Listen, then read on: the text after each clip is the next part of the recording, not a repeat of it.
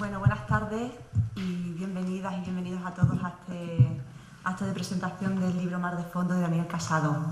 Muchos, bueno, casi todos lo conocéis, pero quería hacer una pequeña presentación contando un poco su biografía y su trayectoria.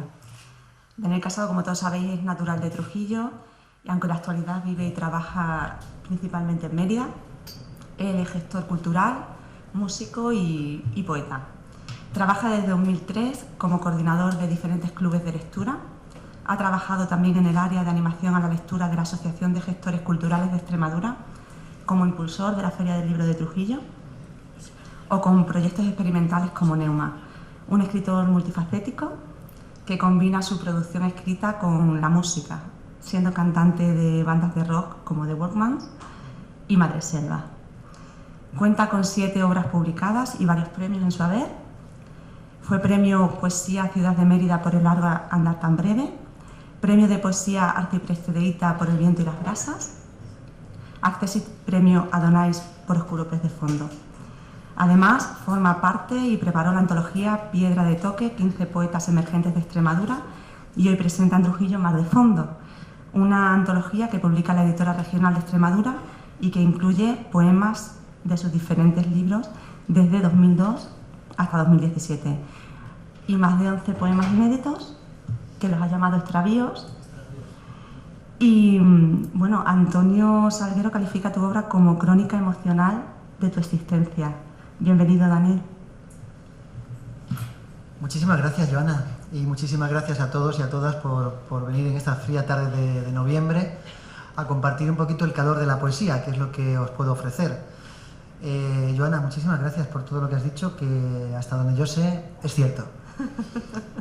Y sobre todo gracias por convivir distanciada de mí personalmente, pero cercana a mi poesía, que es otra manera de estar conmigo, y que sé que te has preparado muy a fondo este acto, que vamos a hacer un poco interactivo para que sea algo más entretenido, entre Joana Pablos, que es, como todos conocéis, periodista, y se le nota, y el autor. ¿Te parece? Me parece. Muy bien. A mí me gustaría que nos contaras a todos por qué Mar de fondo, ese título. Muy bien. Bueno, mar de fondo en realidad es una terminología del argot de la climatología, ¿no? Mar de fondo en realidad no es que esté el mar de fondo, bueno, como cuando vamos a la playa y nos ponemos y nos hacemos un selfie, sino que tiene que ver con un fenómeno meteorológico que se produce mar adentro cuando hay presiones que generan un oleaje, pero que ese oleaje, como sucede con los tsunamis, tiene luego repercusión en una zona distinta de donde se ha generado ese epicentro, digamos, ¿no? Ese corrimiento de tierra o corrimiento de olas, o por el viento o por la tierra. Y se me parecía, o se me antojaba una metáfora muy interesante de lo que es la poesía. El autor está escribiendo a solas, generalmente en su casa, algunos escriben en los bares, pero no es el caso, y escribe, lanza luego al mar a veces de los concursos, otras veces al mar de los editores, de las editoriales, eso que ha escrito, y finalmente llega a ustedes, a vosotros. Como estamos en confianza, os voy a tutear, permitidme. Llega luego a vosotros, a vosotras, la poesía, ese libro que compráis o que cogéis de una biblioteca, ¿no? Y entonces genera ese impacto meses, años incluso después de que yo lo haya escrito cualquiera, ¿no? Ese es el mar de fondo. Mar de breda también se dice. Decía William Faulkner que la literatura es lo mismo que una cerilla encendida en medio de un campo a oscuras, en mitad de la noche. Y que la cerilla apenas iluminaba nada, pero que te permitía ver toda la oscuridad que había alrededor. Claro. ¿Estás de acuerdo con eso? ¿Y qué lugar ocuparía ahí la poesía? La poesía es esa llama que alumbra no solamente lo que tenemos alrededor, que a veces es más oscuridad. Cuanto más buceamos en la conciencia, más sabemos que no sabemos nada. Pero también sabemos una cosa muy importante, que es esa llama. La poesía nos consuela de estar solos. Creo que la poesía es esa llama encendida que nos demuestra que somos seres destinados a estar solos. Como diría Margarit, que recientemente ha recibido el premio Cervantes, Margarit dice una cosa muy curiosa. Joana dice: la poesía es el consuelo que uno encuentra cuando sabe que está químicamente solo. Y me gusta mucho esa definición. Estar químicamente solo significa que sabes que somos seres finitos, que un día vamos a no estar. En esos momentos creo que hay pocas cosas que puedan llegar más hondo y que puedan acompañarnos más, aunque estemos a oscuras, creo que siempre estamos a oscuras, que la poesía, que la palabra. Como decía Enrique García Fuentes en la crítica que te hizo hace poco en el diario Hoy, que decía, era alguien a quien recurrir cuando nuestro espíritu se astara y necesitamos una voz colindante que nos diga en voz bajita aquello que a nosotros no nos sale. Es justamente eso. Eso la verdad es que me ha parecido muy tierno por parte de Enrique y se lo he agradecido. Quique García Fuentes es un crítico muy agudo, me llama sempiternamente joven y ya habéis comprobado que el tiempo pasa para todos, también para mí, pero él dice que no. Y cuando ha terminado esa crítica con esas palabras me ha parecido muy, muy bonito, muy bonito. Ojalá pueda ser mi poesía, no sé, la herramienta que alguno de vosotros utiliza para sentirse menos solo. Ojalá. Yo desde luego escribo con esa intención. ¿Nos salva la poesía? Sí, a mí por lo menos me salva escribirla y leerla, sin duda. Sí. Sí, creo que la poesía nos hace un poco más conscientes, a veces de eso, de la soledad que tenemos, a veces de cómo somos, y a mí personalmente siempre me ha ayudado a interpretar el mundo. He interpretado el mundo a través de los poemas. Ahí voy ahora porque Antonio Salguero Carvajal es la persona que hace la introducción, un filólogo, y hace la introducción de tu obra, y apunta a que reconoce 3 constantes en tu producción. 3 constantes que, según sus propias palabras, sostienen como sólidos pilares el edificio de tu obra poética.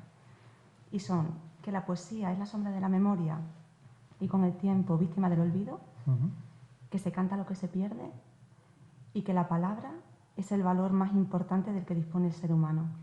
Son fases que se complementan, 3 fases diferentes o una evolución natural en tu poesía. Son fases, pero en todo caso se solapan. No hay un final de una concreto y empiezas con otra, ¿no? Curiosamente yo pretendía que Mar de Fondo fuera el final de una etapa, y creo que vivencialmente lo es, literariamente también. Pero lo cierto es que luego se solapa todo. Es decir, yo tengo poemas que ahora estoy recuperando de estos años. Esas 3 fases, yo creo que son 2, como mucho, o por lo menos hay 2 propósitos en mi escritura.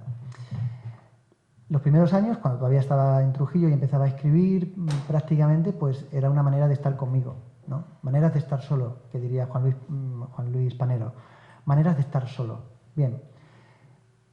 Eso está muy bien, es muy bonito. A mucha gente le gusta la poesía de cómo estoy, cómo me siento, la tarde maravillosa o tengo el corazón partido.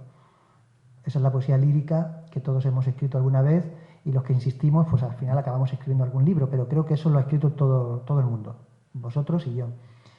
Esa poesía, que se pueden decir cosas muy bonitas, creo que llega un momento en el que cuando uno va madurando, va creciendo, el hecho de ser padre también influye, pues te exige estar a la altura de los tiempos. Y los tiempos desde el año 2007-2008 para acá, en este país por lo menos, y por lo menos para mí, creo que para todos, han sido bastante difíciles.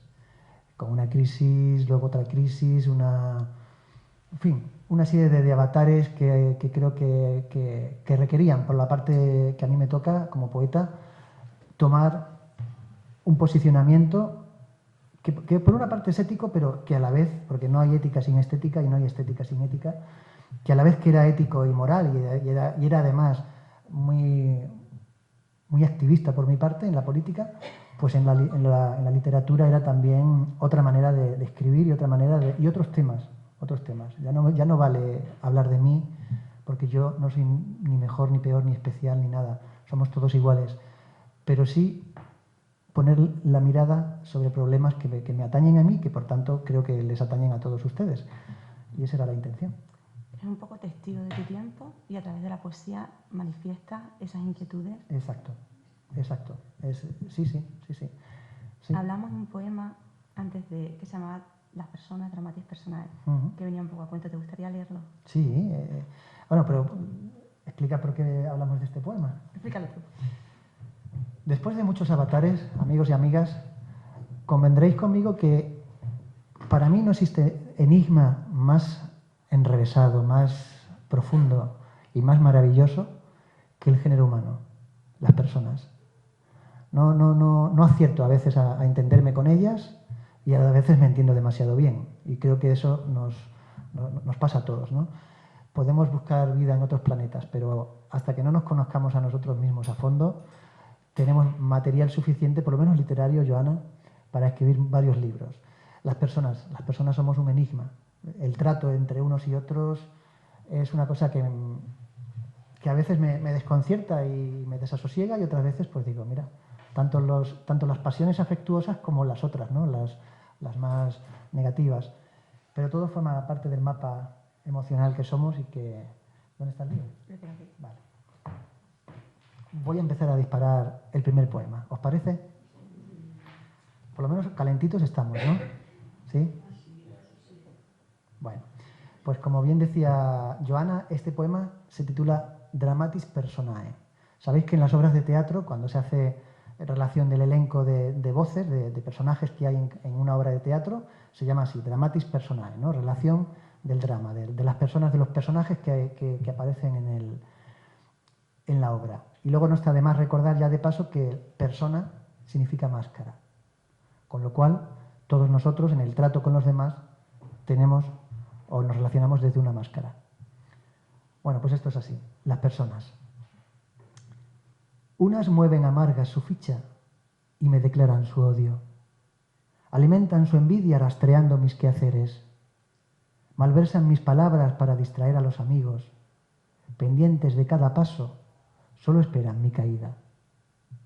Otras me abren su corazón agradecidas, celebran mis alegrías y tristezas, si bien prefieren las primeras, comparten cada logro, acompañan mis fracasos, acogen en su vida con orgullo mi existencia.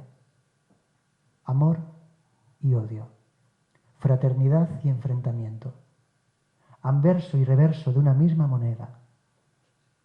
La suma teatral de este elenco de pasiones no deja lugar a dudas. Todas ellas son, cada una a su modo, terriblemente injustas conmigo.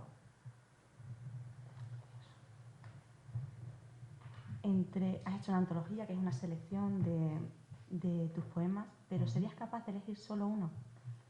¿El que mejor te represente en este momento? Sí, yo me siento muy identificado con el salmón. El salmón es un pez que remonta a la corriente, que vuelve a buscar la fuente originaria antes de morir, ¿no? Para desovar antes de morir.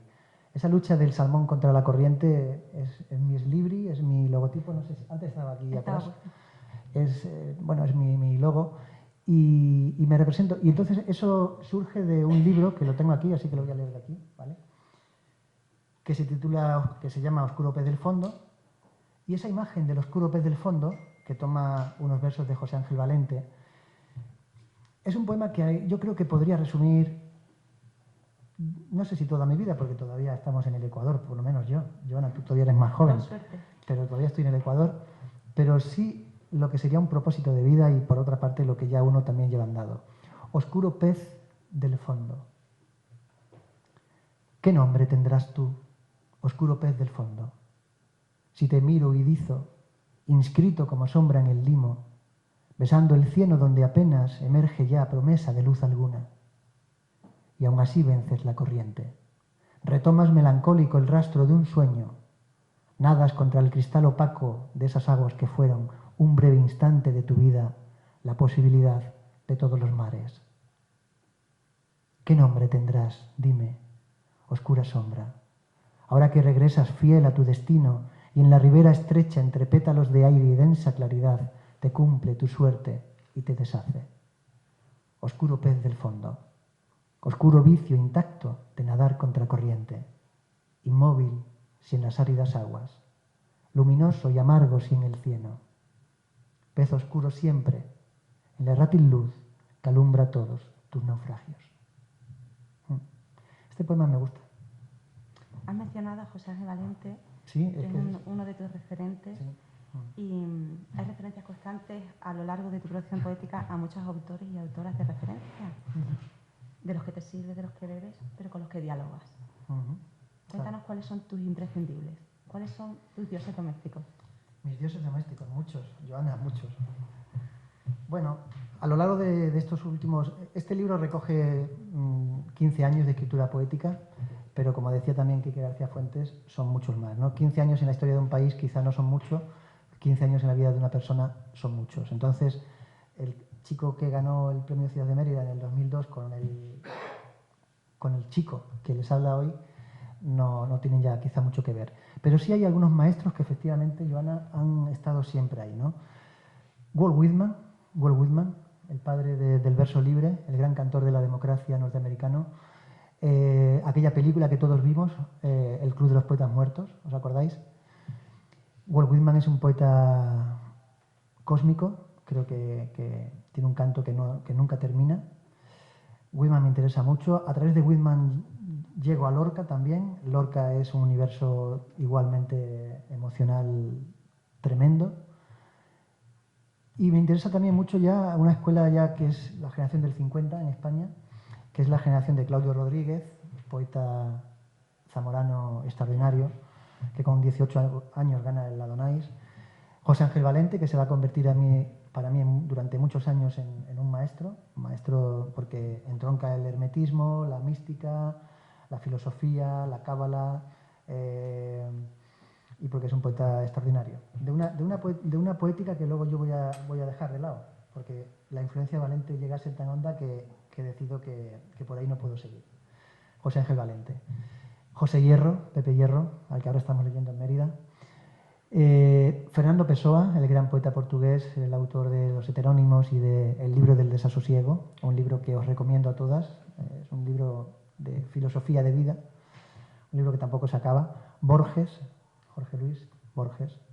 Y te podría decir muchos, Joana, incluso poetas jóvenes ahora que tienen una línea que me interesa mucho. Pero esos están bien, esos son los dioses domésticos. ¿Por qué desde tu punto de vista la poesía es un género minoritario? Bueno, está claro, ¿no? ¿Cuántas butacas hay?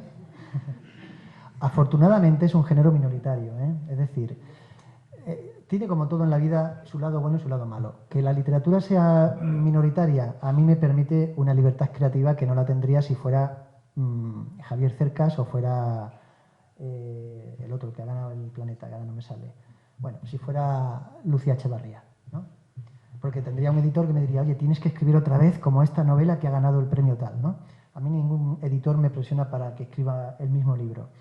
Pero en cambio aquí, que está mi librera, María, pues poco beneficio le puedo dar a mi librera. Es decir, la poesía no hace clientes, la poesía hace lectores. ¿Qué es lo que tiene que hacer? Y yo el otro día decía, no sé dónde, que yo pretendo que se me lea bien, no que se me lea mucho. En una entrevista en Canal Extremadura. Porque hoy con las redes sociales yo mismo también lo hago, ¿no? Lanzas un poema ahí, una imagen y rápidamente la gente lo ve y pues como es Daniel, pues le doy. Y yo también lo hago, cuando veo que sois vosotros, pues le doy. Pero amigos y amigas, ni nos leemos, ni nos comunicamos, ni nos entendemos. Estamos comunicados, sí, pero no estamos, o estamos conectados, pero no estamos comunicados. Entonces la poesía es todo lo contrario. Es el ámbito del silencio. Es el ámbito de la soledad sonora, que decía San Juan de la Cruz, la música callada y la soledad sonora. En ese ámbito, en esa disposición también por vuestra parte, yo ya he hecho lo mío, que es escribir. Ahora os toca a vosotros, que es recrear el poema, hacerlo vuestro, que no tiene por qué coincidir con lo que yo haya escrito o con lo que yo haya querido decir, sentirlo vuestro. Y si con un poco de suerte consigo que os acompañe ese poema, aunque seamos 50, yo soy el hombre más feliz de la Tierra. Hablemos un poco de tu faceta como gestor cultural. Muy bien. Mira, tú has hecho bastante por el fomento de la lectura en nuestra región. Has trabajado mucho porque, Y sigo. Pues sí, por llegar a las bases, porque el acceso a la cultura sea universal. Decía hace poco un escritor infantil que se llama Pedro Mañas, explicaba en una entrevista que los niños y niñas necesitan versos porque la poesía es a la vez música y palabra, que es casi como decir humanidad. ¿Para ti? Pues evidentemente, la palabra es... Yo siempre les digo a los chicos y a los adultos en los clubes de lectura que las palabras son energía. Antes que ser literatura, antes que ser signos tipográficos, son energía. La palabra pan tiene una energía diferente a la palabra crimen. Y las dos son necesarias. Si tú quieres escribir un relato, un cuento o un poema, te tienes que servir de lo bonito y de lo feo, por igual. De lo hermoso y de lo terrible. Pues decía Rilke una cosa extraordinaria. Decía, Pues la belleza no es sino el comienzo de lo terrible. El poeta necesita todas las herramientas. Ahora bien, la lectura para mí es la herramienta que tenemos todos y todas al alcance para cuestionar la realidad que otros, de manera interesada, siempre nos van a tratar de imponer. Lo podemos llevar por el ámbito de la política, entendiendo que, por otra parte, que todos nuestros gestos y nuestros actos son políticos, o lo podemos llevar por el terreno de las relaciones humanas, por el terreno del conocimiento o por la creación literaria. Pero todo lo que hacemos con las palabras, una palabra puede sanar y una palabra puede matar. Hay que tener mucho cuidado con las palabras. Yo procuro que la gente maneje las palabras. Las palabras, me decía una amiga hace unos días por Facebook, que siempre doy con las palabras acertadas. No lo sé. Yo solo sé que hay palabras que son necesarias. Y cada vez tengo más claro que las palabras de reconciliación, las palabras de amor, las palabras de cariño son más necesarias que las palabras de enfrentamiento. Pero a la hora de escribir, todas son necesarias. Trasciende. Sí, claro que trasciende, claro que trasciende. Sí, pero ¿a dónde quieres llegar? A ver, yo sé a dónde quieres llegar, pero el público no lo sabe. Es que nos hemos tomado un café ya y hemos hablado algunas cosas, pero ustedes no lo saben. Hablabas de que tu poesía y de que tú, como ser espiritual, como eres todo amor. Uy, sí, ya me gustaría. O por lo menos Ya me gustaría. De esa parte que decías, siempre, siempre ternura. Eso tan bonito de siempre, siempre ternura. Bueno, yo lo voy a explicar de mi manera, ¿vale? Que yo creo que vamos a llegar a eso. No, le explicaba antes a Joana que de los muchos usos que se le puede dar a la literatura, ¿no? Y a la poesía especialmente, yo creo que uno de ellos es la de... Porque, como decíamos antes, ¿no? Criticar, denunciar, estar todo el día ahí señalando, es un desgaste. Es un desgaste para uno, es un desgaste también para los demás, ¿no? No digo que no sea necesario, al revés. Creo que es absoluta y rigurosamente necesario. Pero por otro lado necesitas una fuente de alimentación, una conexión con otra energía que te regenere, ¿no? El poeta, desde luego, tiene la obligación de denunciar. Por lo menos el poeta que yo aspiro a ser está comprometido con la injusticia. Y, por tanto, va a denunciarla allá donde la vea. Pero el ser humano que hay en mí también, pues a veces necesita coartadas y espacios donde ser feliz. Para mí el dilema más importante de los últimos años es el de compaginar precisamente la denuncia de la injusticia desde el ámbito político, desde el ámbito literario, desde el ámbito ciudadano también, con el derecho que todos tenemos a ser felices.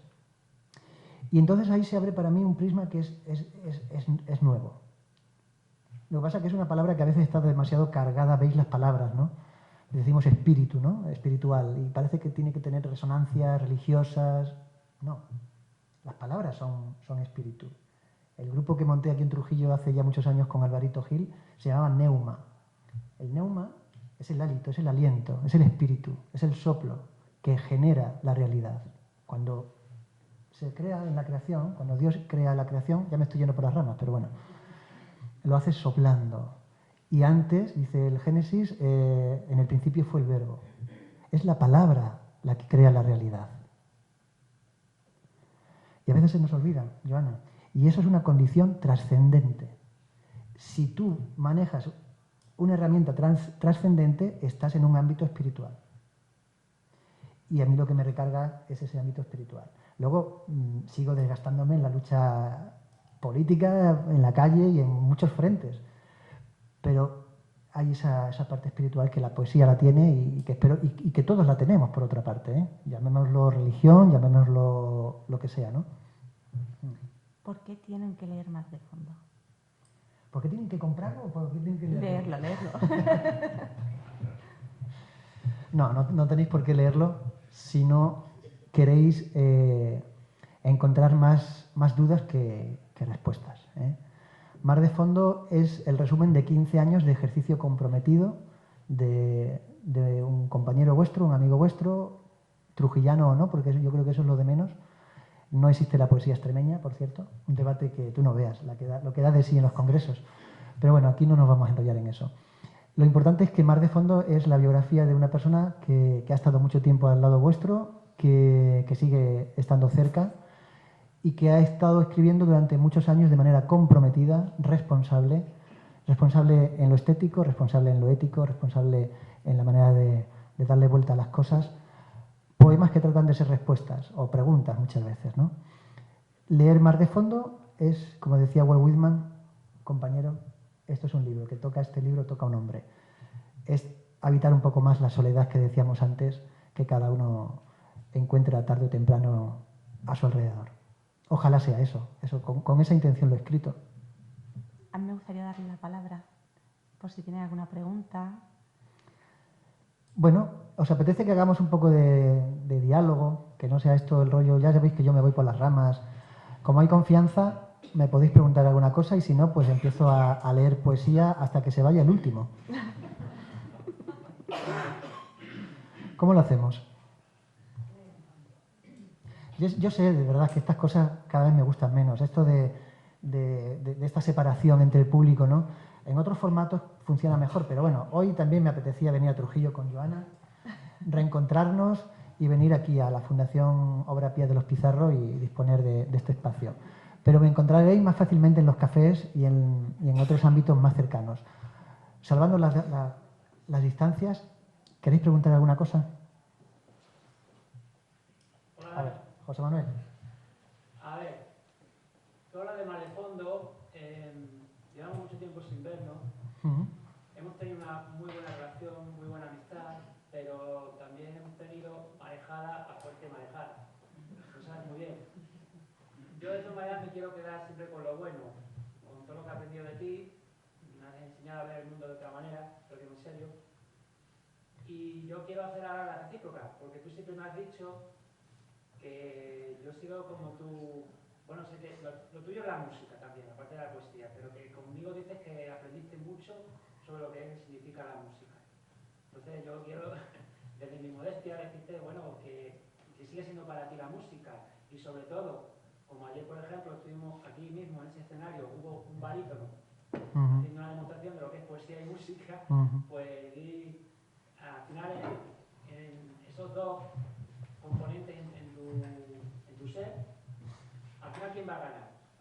Porque al final ¿quién? Es que te veo que están con la una con la otra y después y viceversa, que todavía no sé qué te gusta más. Porque yo cuando te he visto con la música, eres el hombre más feliz del mundo. Totalmente, además que lo notaba. Tú llegabas a mi piano y hacías 4 cositas en un acorde, yo te enseñaba y ya levitabas, macho. Por eso te digo, entonces este será poeta, pero de luego a la música le transforma. Por eso te lo quiero preguntar directamente. Muy bien, José Manuel. Bueno, por una parte, gracias por lo que dices y si te he podido enseñar algo en estos años. Y tú también me has enseñado mucho a mí. La parte rockera la tengo más que cumplida con mi padre y su colección de discos, pero la parte de música clásica, en buena parte tú me has enseñado mucha música. Recuerdo horas y horas en aquella habitación de tu casa, con aquella colección magnífica de discos, y desde luego yo he aprendido mucho también de tu pasión por la música. Por mi parte, en mí, la música y la poesía, no olvidemos que tienen un origen conjunto. La música y la poesía van durante muchos siglos juntas, unidas, son el mismo acto, pero para mí la música, vamos a ver cómo lo podría explicar. La poesía es la manera de interrogarme y de darme respuestas. En la música eso no me hace falta. Tanto si es componiendo como si es cantando, es algo natural. Y de la misma manera que me gusta hablar, pero hablar siempre requiere un poquito de concentración. Cuando subes a un escenario, la descarga de adrenalina que te produce esos 5 minutos antes de subir y saber que tienes ahí a 300, 400, 500 personas, eso no te lo produce, por lo menos para mí, ¿eh? Solo hay una cosa que me lo produce. Las dos experiencias más... ¿Hay eco, no? Sí, hay un poco de eco. Digo, igual está hablando alguien más. Las dos experiencias más potentes emocionalmente para mí son cuando escribo un buen poema, que a veces estoy en la cama ya acostado, a punto de dormirme y de repente me levanto y lo acabo o lo empiezo. El sentir que has hecho bien un poema, que has escrito lo que querías decir Y otro es los minutos antes, porque luego ya se te olvida. Cuando ya estás cantando, ya estás en el escenario, se te olvida. Pero ese momento antes de subir, creo que no hay experiencia igual, ¿eh? A mí por lo menos me pone las pilas muchísimo. De hecho, una de las razones por las que vuelves a subir a los escenarios es recuperar esa sensación. Sí. Me falta una clave, que es la de interpretar mis propias canciones. Lo hago con Madreselva, pero es un formato acústico y ciertamente, aunque también es muy bonito, es otra distancia. Pero cuando palpas, cuando subes a un escenario, aquí tuve la suerte de cantar con Obús y con otros grupos, y ves que tienes ahí un público... Esa es una descarga de adrenalina que yo recomendaría a todo el mundo. Sí. ¿Alguna pregunta por ahí? ¿Cuándo te entró el gusanillo de la poesía? ¿Cuándo me entró el gusanillo de la poesía? Es una muy buena pregunta, porque no es algo que pase de manera consciente un día y digas, ostras. Antes os hablaba del impacto que me supuso el Club de los Poetas Muertos, aquella película, ¿no? Por muchas cuestiones. Mira, como tú sabes muy bien, Pepi, en mi casa siempre ha habido música, desde Led Zeppelin a Leonard Cohen, desde Bob Dylan a Barón Rojo, y la poesía está en todo. La poesía es que está en todo. La poesía no es solamente un género literario que escribimos poetas, que somos seres raros, que venimos tocados por las musas. No, no, no. La poesía está en las cosas más sencillas, está en todo. Lo cierto es que durante 14 años en los que estudié en un colegio carmelita aquí en Trujillo, no fui capaz de engancharme a la poesía, por más que era un colegio carmelita y por más que sea San Juan de la Cruz uno de mis grandes santos y patrones. Fue al llegar al instituto, al Instituto Turgalium, donde trabajas ahora, Isa. ¿Da recuerdos por allí? Fue allí cuando, encerrándome horas y horas para estudiar, para preparar los exámenes, en lugar de preparar los exámenes, lo que hacía era leer a Blas de Otero, a Miguel Hernández, a León Felipe. Y luego, una cosa que siempre diré, porque he criticado mucho la Biblioteca Municipal de Trujillo, tengo que reconocer que en esta Biblioteca Municipal de Trujillo, cuando estaba en el otro enclave, en fin, cuando se inauguró, el día que se inauguró en el año 86 la Biblioteca Municipal de Trujillo, ahí estaba yo.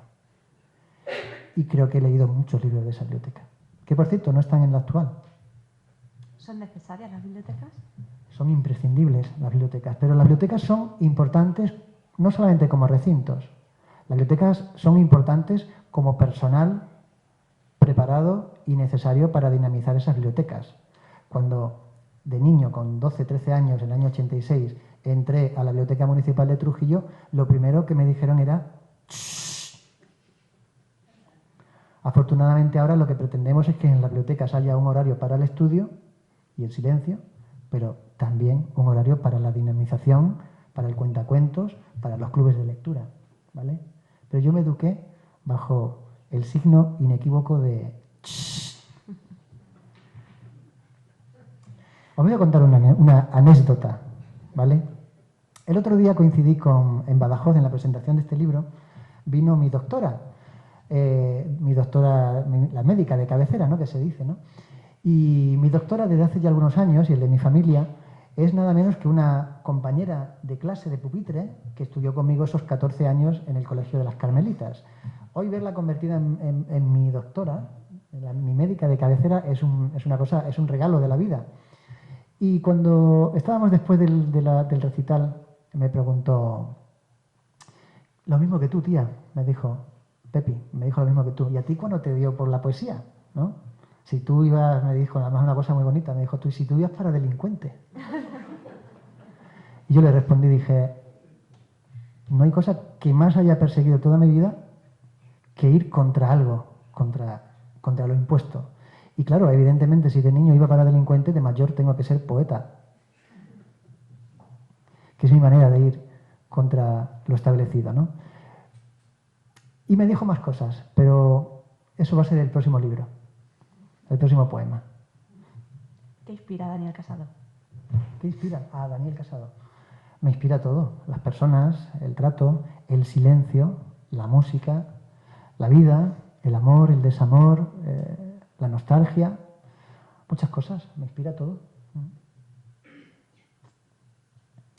Bueno, ¿queréis que paladeemos un poco de poesía? ¿Sí?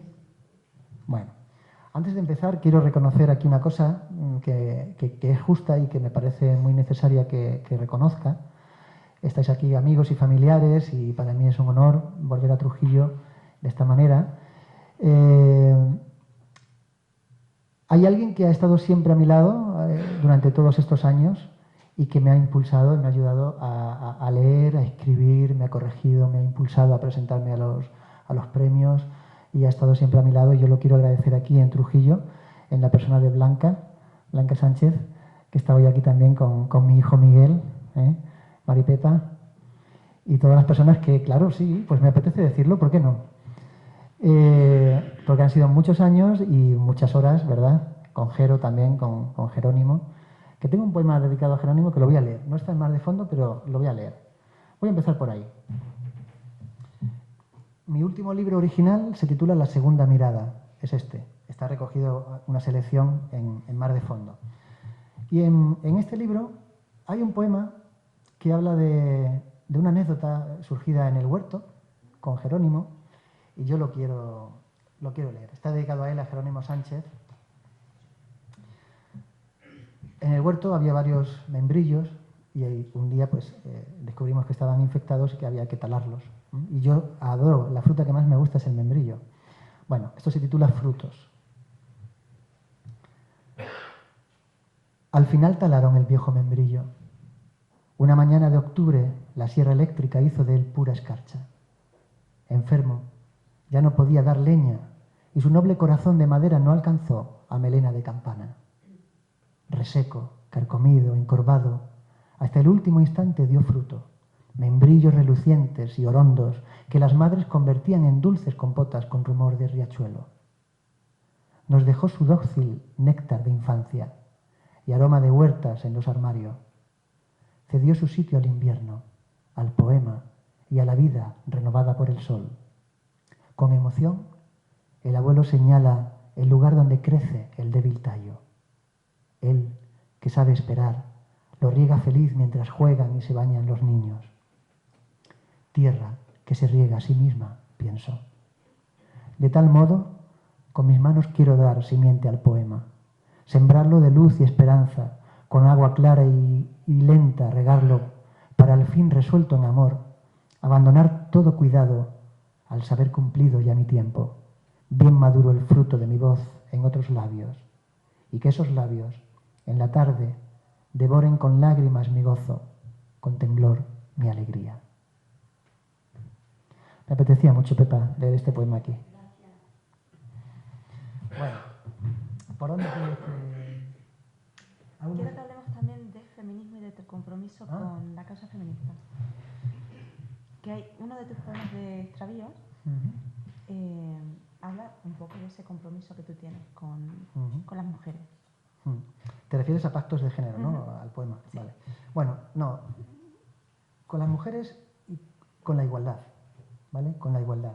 Cuando se habla de igualdad, estaría bien recordar que hablamos de igualdad en derechos y oportunidades. No somos iguales biológicamente, no somos iguales, no sé, en muchas cosas, afortunadamente, ¿no? Pero sí que debemos ser y debemos exigir que la sociedad sea igual, igualitaria, en derechos y oportunidades entre hombres y mujeres, ¿no? Mi compromiso con la igualdad, pues es un compromiso de una persona que se cuestiona muchas injusticias, muchos agravios que se producen cuando una mujer y un hombre concurren, por ejemplo, a un puesto de trabajo. O cuando se encuentra que si cada uno de nosotros, varones, rasca un poquito, se encuentra un machista. Básicamente. Luego habrá un machista más o menos educado, pero hay un machista debajo de nosotros, en muchísimos tics y en muchísimos comportamientos.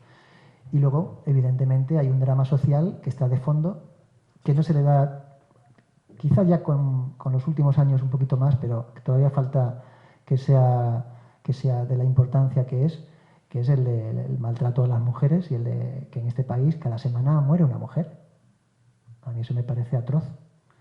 Entonces, todo esto unido a que considero que tampoco me representa el estereotipo de macho ibérico o de hombre, no sé, copulador o de, no sé, quiero decir que hay una serie de estereotipos por ahí flotando, heredados de una determinada educación que uno rechaza, yo por lo menos rechazo de plano.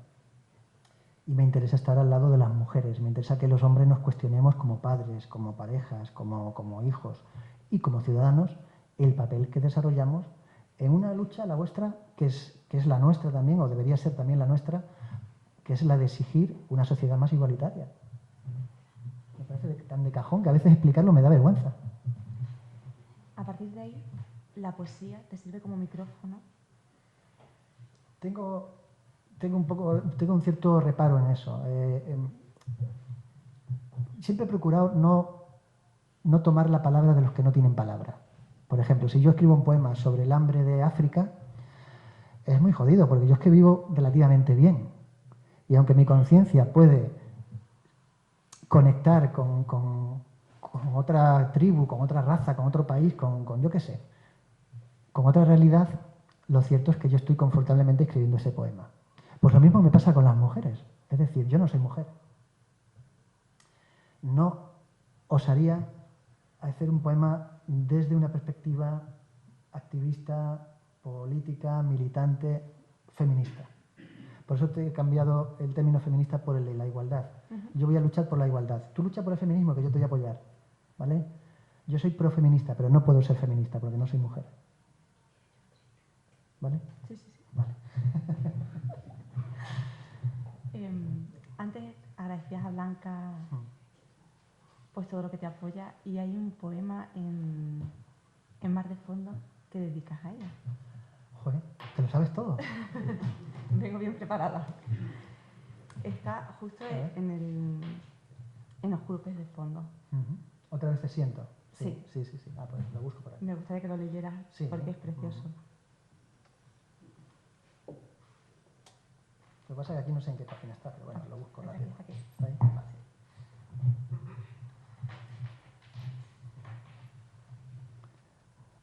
Otras veces siento. Otras veces siento la necesidad de amarte como si aún tú no existieras, como si vinieras a encontrarte conmigo. Te siento avanzar en tu maraña de nombres y ciudades, yendo al cine las tardes de domingo, barajando cuerpos, alquilando tus silencios al piano y emocionándote la lluvia todavía ajena para mí.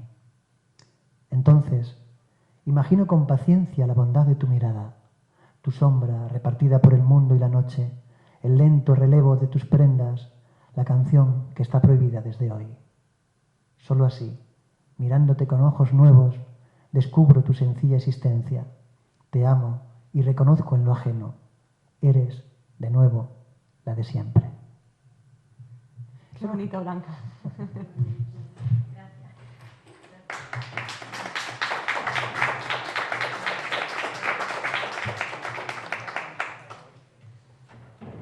Venga, a mí me gustaría esto que fuera un poquito más de diálogo, ¿verdad, Daniel? Sí, lo podemos hacer más dinámico, ¿no?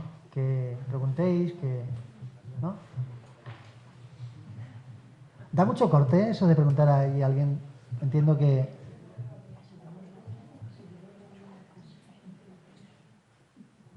A mí, Dani, sí me llama la atención eso que dijiste antes de que las palabras tienen energía, ¿no? Súper curioso. Entiendo que eso impide, por ejemplo, que puedas traducir una poesía debe ser muy difícil, ¿no? De un idioma a otro. Porque pierdes, ¿no? Que te pierdes la energía de esas palabras. Sin duda. Sí. Traducir poesía requiere que el traductor sea poeta. Porque evidentemente las palabras, además de tener un significado, una carga energética concreta, tienen ritmo. Y el castellano concretamente, eso yo lo noto mucho en la música, cuando hago alguna traducción, alguna versión de un tema anglosajón, ¿no? O que esté en inglés. El castellano es muy duro, ¿no? En inglés, en un verso dices muchas cosas. En castellano necesitas 2 o 3 palabras para armar un cierto significado. Entonces, traducir poesía es complicado y por lo menos cuando que yo leo mucha poesía en varios, o sea, de varias tradiciones, ¿no? Pero siempre procuro que el traductor sea, si no lo conozco, por lo menos que sea poeta, que sea... Porque hay traducciones muy malas, y algunas las hemos leído toda la vida y no ha pasado nada, pero es difícil, es difícil. Fernando. ¿Hay algún sentimiento o alguna emoción, algún tema en concreto que te cueste más tratar que otros?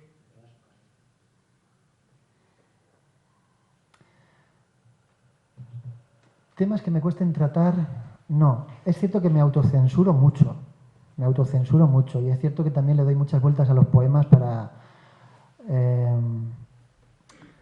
no hacer algo panfletario. Me da mucho miedo el ¿cómo se dice? El panfletarismo, ¿no? El hacer algo panfletario que sea, que suene bien, pero que de alguna manera sabes tú que no estás del todo, estás un poco trampeando, ¿no? Lo que quieres decir. Es decir, yo sé escribir un poema que guste a todos vosotros, que os guste. De estos que se cuelgan ahora en Instagram, eso los podría hacer esta misma noche. No los hago. Ya veis que mis poemas son bastante largos o son, no sé. Quiero decir que de lo único de lo que no podría escribir es de lo cursi. Me da mucho miedo lo cursi. Creo que el gran peligro de la poesía, decía José Emilio Pacheco una cosa brutal. Dice, en poesía lo que no es sublime es ridículo. Los poetas estamos continuamente en una línea, que a veces nos caemos para un lado o para otro, entre lo que es realmente sublime, dices, hostias, qué poema este hombre ha escrito, ¿no? Y lo que es ridículo, dices, joder.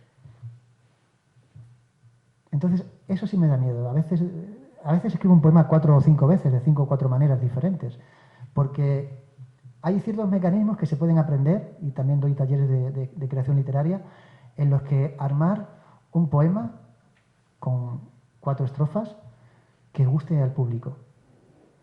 Pero yo no escribo para gustar al público. Yo escribo para dialogar con el público. No sé si me he explicado. Gracias por la pregunta, Fernando, que es una pregunta muy interesante. Venga, compañeros, amigos, ¿queréis que os lea algo? ¿Sí? ¿Leo algo? Y así salimos un poco de... Venga, vamos a leer algo.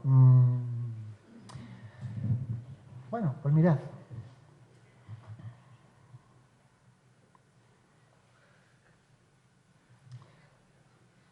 Hablábamos antes de Trujillo, ¿no? Y del pasado, ¿no? Bueno. Hay lecciones también en la vida que son dolorosas y cuando llegan las tienes que afrontar y las tienes que encajar, ¿no? Esta es una de ellas. En este libro, Secretos que contar, que para muchos no sé por qué, es el libro que más gusta, pero bueno, hay un poema que se titula Uno de los nuestros, como aquella película, ¿os acordáis? Uno de los nuestros, dice así.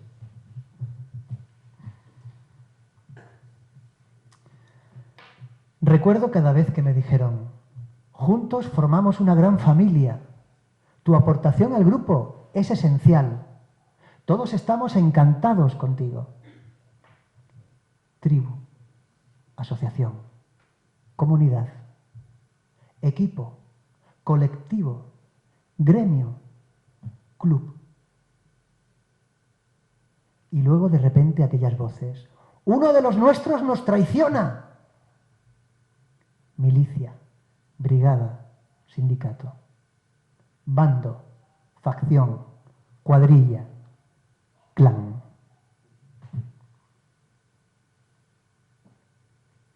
Bueno, pero no nos pongamos tan... Os voy a hablar del amor. El amor es el gran tema de la poesía universal. El amor, la muerte y el amor, ¿no? Esos dos temas indisolubles. Lo cantaba Pablo Guerrero. La muerte y el amor y la muerte. Y el paso del tiempo también. Y el paso del tiempo es importante. Es el otro gran tema de la literatura universal, sin duda. Pero os quiero hablar del amor por una cuestión. Decíamos antes, Fernando, lo de no escribir un poema cursi, ¿verdad? No digo que los poemas de amor sean cursi. Antes he leído un poema de amor dedicado además, que es casi jugar ahí ¿verdad? Entre lo privado y lo público, ¿no? Pero ya años después me planteé que quería escribir un poema de amor que no estuviera dentro de los márgenes del amor romántico. Ese amor romántico que tantas películas y tantas novelas extraordinarias ha dado, ¿no? Yo quería escribir a ese otro amor que es amor de verdad, pero que nadie le canta, nadie dice, ostras, esto es amor. Amor fuera del amor romántico. Y se titula así, el amor. Adopta a veces formas extrañas, nada sentimentales. El joven albañil ecuatoriano que cada mes envía a su familia más de la mitad de su sueldo. La anciana maestra que emprende entusiasmada un club de lectura para niños con cáncer. El jubilado que ahora pasa todas las tardes en un comedor social, mientras en su casa lo critican porque ya no va a misa. La pediatra que observa orines recientes en la ropa del niño y lo ignora, cómplice, y lo abraza. La joven madre que decide dar a luz a un precioso niño con síndrome de Down. El alfarero que deshace el cuenco ya acabado y sin prisas, lo moldea nuevamente y lo mejora. El que eleva su rezo, el que canta, el que siembra, el que observa, el que calla, el que perdona. No los distingue el amor, no los señala como a héroes, pero esas gentes, esas mismas gentes, en cualquier otra parte, en cualquier tiempo, seguirán amándonos intencionadamente, sin cuándo ni por qué.